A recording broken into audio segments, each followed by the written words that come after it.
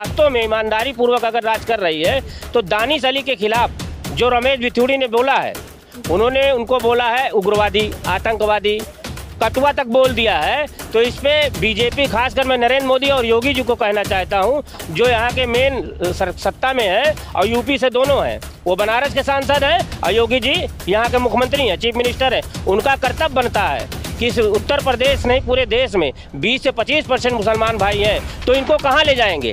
आज हमारे भाई लोग, युवा लोग डरे हुए हैं, उनको डरवाया गया है और ये व्यवस्था में बैठ के लोग डरवा रहे हैं, खासकर एंटीनाधारी वाले जितने लोग हैं। क्या इसमें क्या आप लोग एक्शन लेंगे, कुछ एक्शन लेंगे कि नहीं? बनाया होगा। हम लोग चुनाव का इंतजार कर रहे हैं, जिस दिन चुनाव आएगा उस दिन एक तरफा वोट पड़ जाएगा भाजपा सरकार को छोड़कर। ये हर चुनाव में होता है। संविधान लेकर जब मोदी जी नहीं गए हैं तो वहाँ पे सारा सिस्टम खराब हो गया। उन्होंने अपना कब्जा बनाने के लिए नया संसद भवन बनवाया है, जो कि कर रहे हैं। चाहे उसमें मुसलमान पहुँचे उनको कटवा कहा जाए, चाहे कोई यस्सी का चमार पहुँचे उनको कहा जाए, तो ये कोई गलत बात नहीं है। उन्होंने अपने लिए बनवाया, वहाँ पे नहीं जाना चाहिए लोगों को, जो संविधान के हिसाब से चलना चाहिए। गरीब जो है भीख मांग रहे हैं, कमाने वाले जो आज रोड पे खड़े हैं, आज मजदूरी कर रहे हैं, बेलदारी कर रहे हैं, जो अच्छा पैसा कमाते थे, जो दुकान से अपने परिवार का पेट पालते थे, वो आज जो है भीख मांग रहे हैं। 300 रुपये 200 रुपये में रात दिन पसीना चमका रहे। इनकी देन है 9 साल में।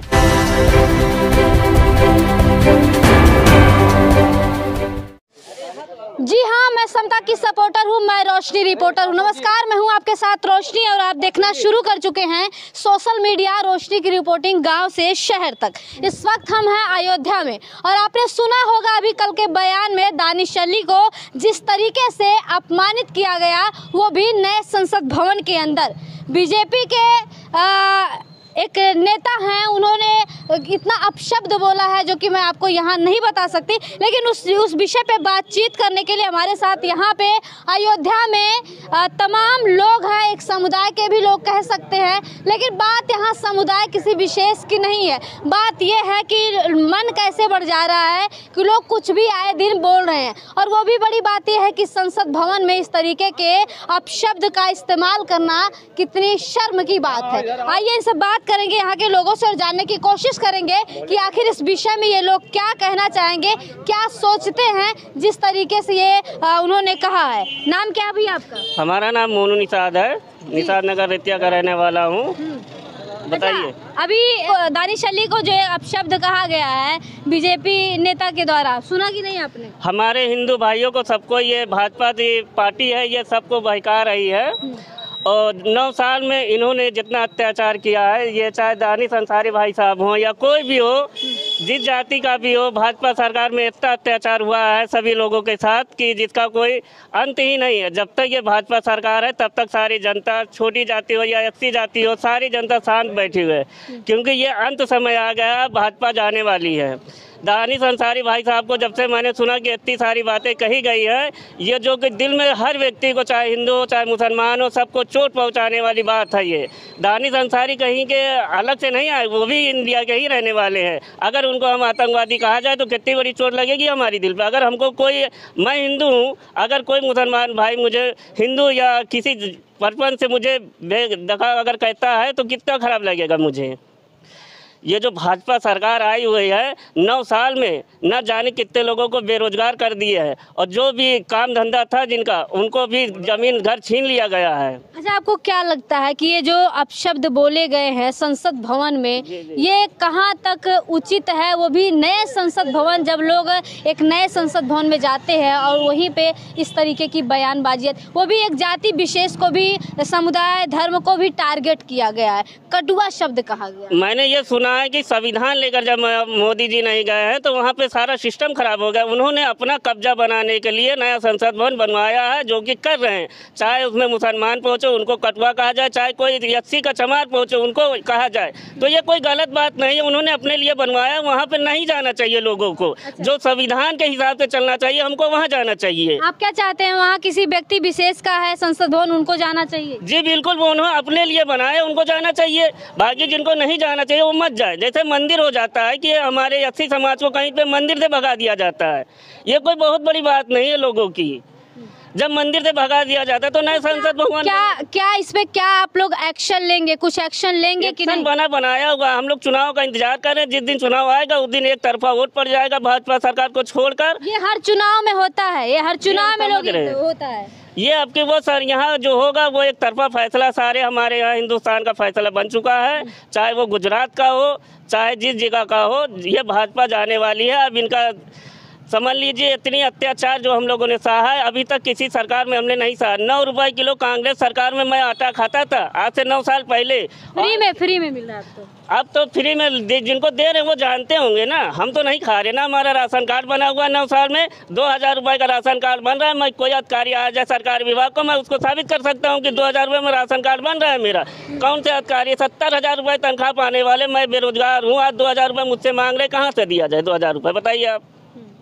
चलिए, तो इनका कहना है कि एक्शन लिया जाएगा और जो है फैसला लिया जाएगा और प्लान जो है बनाया है, बस इंतजार है किसी बात का, तो वो है चुनाव। क्या नाम है चाचा आपका? शिब्बुन खान।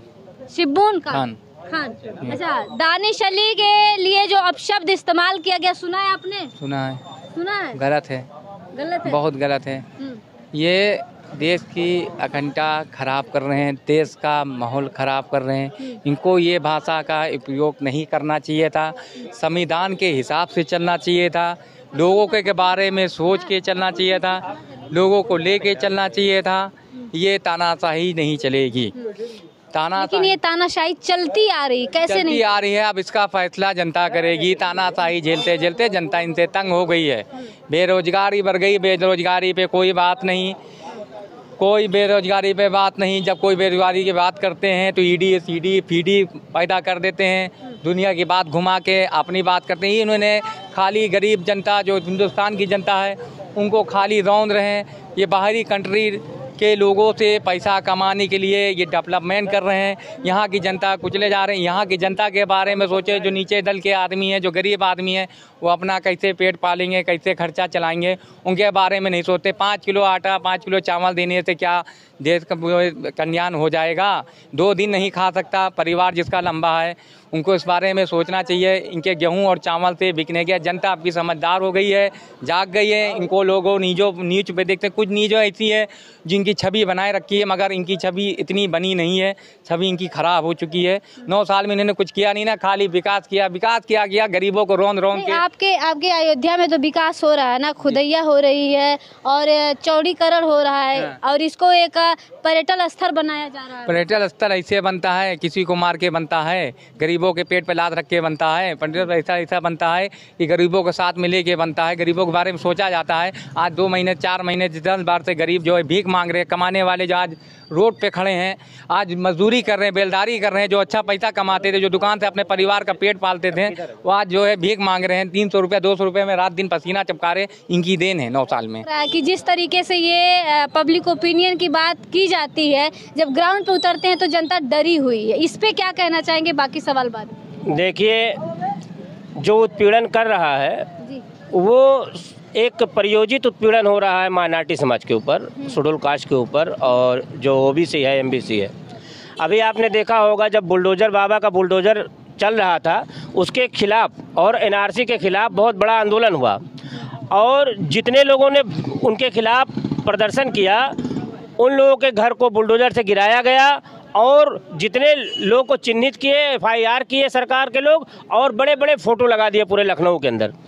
क्या उनके लोग जो अपराध करते हैं या बीजेपी माइंड के लोग अगर वो क्रिमिनल हैं जो करते हैं, सरकार का पक्ष लेते हैं, हमारे लोग को मारते पीटते हैं, तो क्या बीजेपी उन लोगों की फोटो लगाएगी, उनका प्रचार करेगी, उनके खिलाफ FIR दर्ज करेगी? अगर बीजेपी वास्तव में ईमानदारी पूर्वक अगर राज कर रही है तो दानिश अली के खिलाफ जो रमेश भिथुड़ी ने बोला है, उन्होंने उनको बोला है उग्रवादी, आतंकवादी, कटुआ तक बोल दिया है, तो इस पे बीजेपी, खासकर मैं नरेंद्र मोदी और योगी जी को कहना चाहता हूं, जो यहाँ के मेन सत्ता में है और यूपी से दोनों हैं, वो बनारस के सांसद हैं और योगी जी यहाँ के मुख्यमंत्री हैं, चीफ मिनिस्टर हैं। उनका कर्तव्य बनता है कि इस उत्तर प्रदेश नहीं पूरे देश में 20 से 25% मुसलमान भाई हैं, तो इनको कहाँ ले जाएंगे? आज हमारे भाई लोग, युवा लोग डरे हुए हैं, उनको डरवाया गया है और ये व्यवस्था में बैठ के लोग डरवा रहे हैं, खासकर अंटीनाधारी वाले जितने लोग हैं वो लोग इन लोग को डरवाए हैं। इन लोग को जो आज देख रहे हैं, ये सब एक होकर के जो इंडिया गठबंधन है, एक बड़ी ताकत उनको देंगे और आने वाला समय बहुत उज्जवल होगा इनका। आज भले आज साइलेंट है लेकिन ये मुखर होकर बोलेंगे। आपको क्या लगता है जो आज डरा हुआ है वो चुनाव के समय नहीं डरेगा? देखिए, भारत में संविधान लागू है और सरकारें वोट से बनती है और हमारे लोग वोट देना जानते हैं। ऐसा नहीं है जब उनको चाय बेचने वाले को प्रधानमंत्री बना सकते हैं, लोकतंत्र की ताकत है। तो ये आज भले आज नहीं बोल रहे हैं लेकिन इलेक्शन में ये वोट ऐसी जगह डालेंगे कि नरेंद्र मोदी फिर गुजरात में चले जाएंगे या कहीं झोला उठा के भाग जाएंगे। तो आपको क्या लग रहा है कि ये जो बातें आप कह रहे हैं ये संभव है या फिर ये सपना मात्र ही रहेगा? नहीं, देखिए बहन जी मुखर होकर बोल रही हैं और जो ये सांसद बसपा के हैं, लेकिन सारी पार्टियां, क्योंकि इस देश में हमारे लोग आम लोग लोकतंत्र को पसंद करते हैं और यहाँ डेमोक्रेसी है और ये देश धर्मनिरपेक्ष राष्ट्र है। अगर कोई खालिस्तान का मांग करता है या कोई हिंदू राष्ट्र की मांग करता है तो बीजेपी वाले अगर कोई खालिस्तान का मांग करता है तो उसको आतंकवादी कहते हैं, और जो हिंदू राष्ट्र की मांग करता है वो आतंकवादी नहीं है, वो तो सबसे बड़ा आतंकवादी है। लेकिन कित्तानो बाबा जो ढाबा चला रहे हैं, बाबा ढाबा, ये बोलते हैं उस पर कोई एक्शन लेता है? नहीं लेता है ना। तो बाबा की सरकार है तो बाबा कैसे एक्शन? तो यही तो गलत है। लोकतंत्र है, धर्मनिरपेक्ष राष्ट्र है। अब आप कहेंगे हिंदू राष्ट्र तो आतंकवादी घटना नहीं है, उसके ऊपर भी तो एक्शन होना चाहिए। ये सरकार वर्तमान में ईवीएम से बनी हुई है और वोट को चोरी करके बनाया है, इसलिए इतना सारा फैसला हमारे समाज के खिलाफ ले रहा है। 5 किलो राशन और 5 किलो गेहूँ में किसी का पेट भर जाएगा? 2 दिन में ख़त्म हो जाएगा। मसाला कहाँ से लाएगा, तेल कहाँ से लाएगा, लकड़ी कंडा कहाँ से लाएगा या गैस कहाँ से भरवाएगा? सारे के सारे लोग बेरोजगार होते चले जा रहे हैं, काम धंधा है ही नहीं है। ये 1-2 पूंजीपतियों को अमीर करने के लिए सरकार लगी हुई है, दूसरा कोई काम नहीं कर रहा। उनका नोटबंदी फेल हो गया, जीएसटी फेल, जो 100 स्मार्ट सिटी था फेल, और बेटी बचाओ बेटी पढ़ाओ या महिला सशक्तिकरण का सारा स्कीम फेल हो गया। अब नरेंद्र मोदी के पास कोई मुद्दा ही नहीं बचा है। वो बार बार हिंदू मुसलमान करना चाहते हैं या धार्मिक ध्रुवीकरण करके वो जीतना चाहते हैं। ऐसा हो नहीं रहा है। अच्छा, आखिरी सवाल मेरा, संसद भवन पे क्या कहना चाहेंगे? संसद भवन जो बना है उसमें नरेंद्र मोदी ने सरकार के पैसे से बनाया है, उसमें पब्लिक का पैसा लगा है और संसद भवन का हम कुछ नहीं कह सकते हैं, उसमें हम कुछ नहीं टिप्पणी करेंगे। ये है कि जो संसद में जो कल की घटना है वो बहुत ही शर्मनाक घटना है और हम उसका जाहिर विरोध करते हैं। और जितने भी माइनॉरिटी समाज के भाई हैं, जो हमारे बुद्धिजीवी, हम लोग उनके साथ खड़े हैं और किसी भी समाज के साथ अन्य अत्याचार होता है तो हम ओबीसी महासभा की तरफ से हमेशा खड़े रहेंगे। दानिश अली ये भी कह रहे हैं कि अगर इस पे एक्शन नहीं लिया जाता है तो वो इस्तीफा दे देंगे सांसद पद से।